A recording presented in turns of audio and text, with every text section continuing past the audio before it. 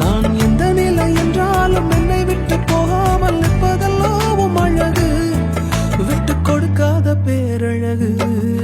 உயர் மலையோ சமவெளியோ இரண்டிலும் நீரே என் தேவன்.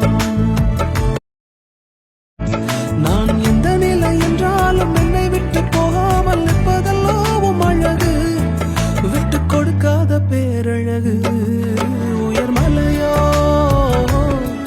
சமவெளியோ. கர்த்தருக்கு ஸ்தோத்திரம்.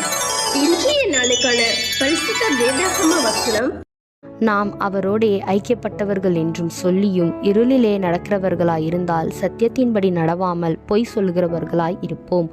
1 யோவான் 1 அதிகாரம் 6 வசனம்.